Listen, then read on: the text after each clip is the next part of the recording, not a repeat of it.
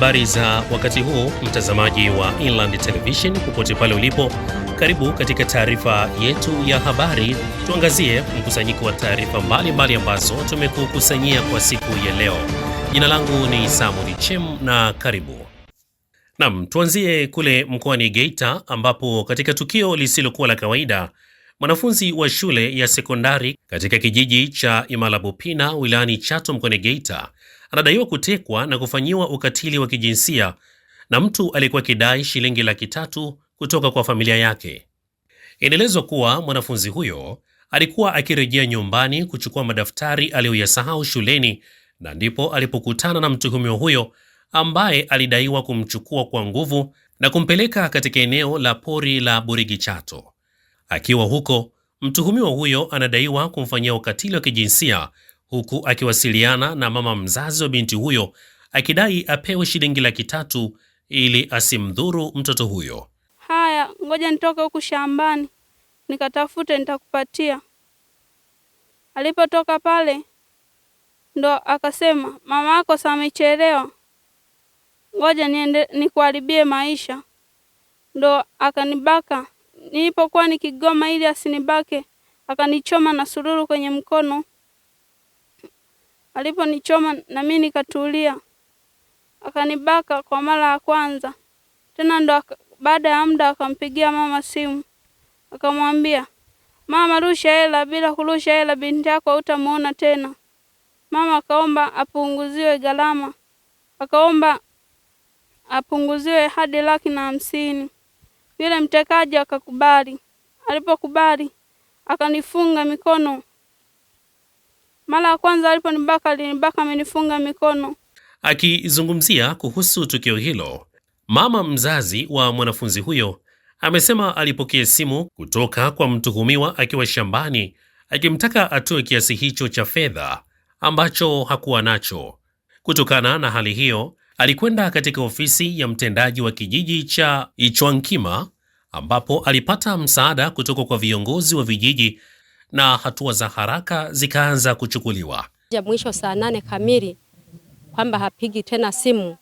Kwa hiyo kilichopo, mumuite huyo wa M-Pesa atoe hiyo hela iende.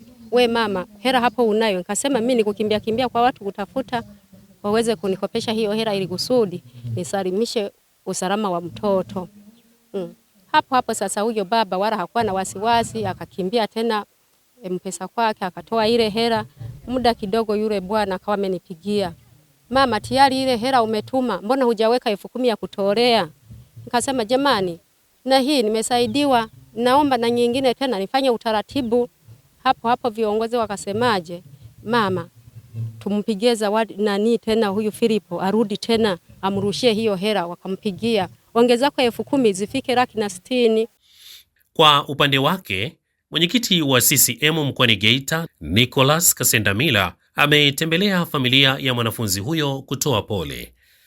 Amesisitiza umuhimu wa wazazi, walezi na wananchi kushirikiana na vyombo vya dola kwa kutoa ushahidi utakaosaidia kuhakikisha haki inatendeka mahakamani. Tayari mhalifu yuko polisi. Mamlaka zinajiandaa kumfikisha mahakamani. Itakapohitajika kwenda kutoa ushahidi mahakamani ili afungwe yule binadamu, msichenge nango tulikufuatilia.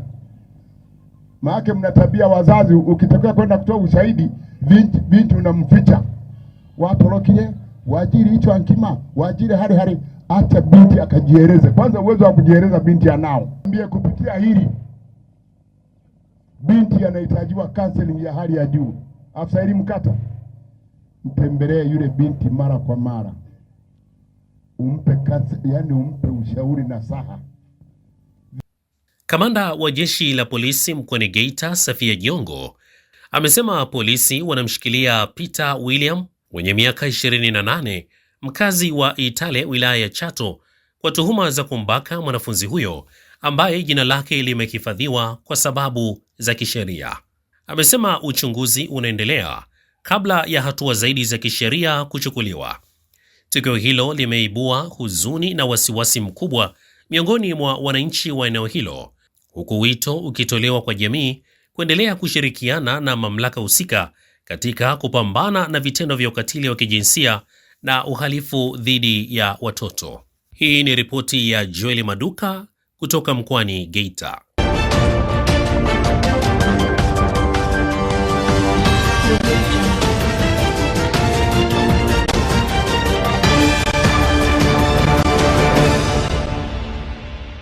Kutoka huko mkoani Geita kwa hivi sasa tuelekee bungeni mjini Dodoma, ambapo mbunge wa jimbo la Ilemela Mheshimiwa Kafiti William Kafiti ameiomba serikali kuharakisha kukamilisha kanuni za bima ya kilimo ili kuongeza upatikanaji wa huduma hiyo muhimu kwa wakulima nchini. Akizungumza bungeni mjini Dodoma, Mheshimiwa Kafiti alitaka kujua ni lini serikali itakamilisha kanuni hizo, akisisitiza kuwa sekta ya kilimo ni uti wa mgongo wa uchumi wa taifa na kwamba bima ni nyenzo muhimu katika kulinda uwekezaji wa wakulima dhidi ya majanga ya asili na hasara mbalimbali zinazoweza kujitokeza katika shughuli za uzalishaji. Akijibu swali hilo, naibu waziri wa fedha Mheshimiwa Laurent Deogratias Luswetula amesema serikali inaendelea kufanya tafiti na tathmini kuhusu bima katika sekta za mazao, misitu, mifugo na uvuvi. Mheshimiwa Luswetula ameeleza kuwa lengo la serikali ni kuandaa kanuni zitakazochochea uwekezaji katika sekta ya bima ya kilimo pamoja na kurahisisha upatikanaji wa huduma hizo kwa wakulima, wafugaji na wavuvi. Waziri wa Fedha, naomba kujibu swali la Mheshimiwa Kafiti William Kafiti, mbunge wa jimbo la Ilemela kama ifuatavyo. Mheshimiwa Spika, serikali inaendelea na utafiti kuhusu bima katika mnyororo wa kilimo, yaani mazao, mifugo, misitu na uvuvi, ili kwa pamoja na mambo mengine kuwa na kanuni zinazovutia uwekezaji katika bima ya kilimo na kuweka mazingira wezeshi kwa wakulima ili kupata huduma za bima kwa urahisi na haraka.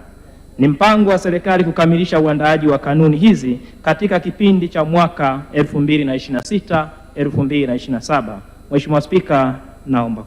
Aidha, serikali imeeleza kuwa inatarajia kukamilisha uandaaji wa kanuni hizo katika mwaka wa fedha 2026-2027, hatua inayotarajiwa kuimarisha usalama wa uwekezaji katika sekta ya kilimo na kuongeza ustahimilivu wa wakulima dhidi ya changamoto mbalimbali.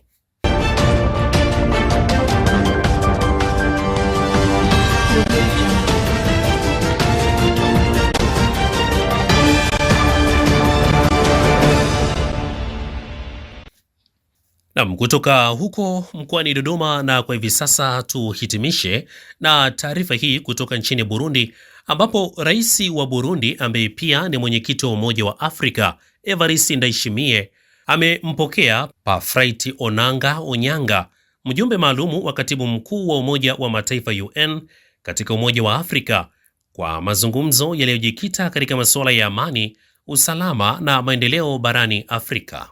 Katika mkutano huo, viongozi hao walijadili umuhimu wa kuimarisha ushirikiano kati ya Umoja wa Mataifa na Umoja wa Afrika katika kukabiliana na changamoto za usalama na kuendeleza maendeleo endelevu katika nchi za Afrika. Mazungumzo hayo pia yaligusia juhudi za pamoja za kuimarisha utulivu wa kikanda na kutafuta suluhu za migogoro inayozikabili baadhi ya nchi za bara la Afrika. Kutoka nchini Burundi, mwanahabari wetu Bukuru Elias ana ripoti zaidi.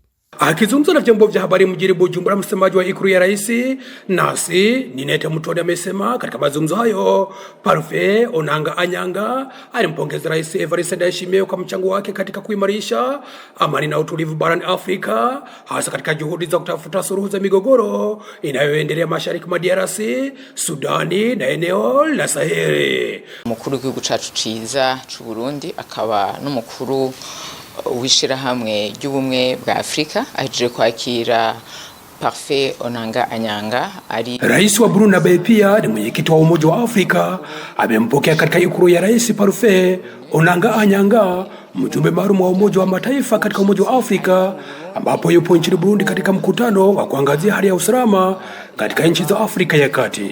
Ameleta ujumbe wa kumpongeza rais wa Burundi baada ya Burundi kuaminiwa na kuteuliwa kuongoza kamati ya kudumu ya kusimamia usalama katika nchi za Afrika ya Kati, lakini pia akiwa amekuja kutoa ripoti jinsi mkutano ulivyofanyika na hatua ambazo zimeshachukuliwa.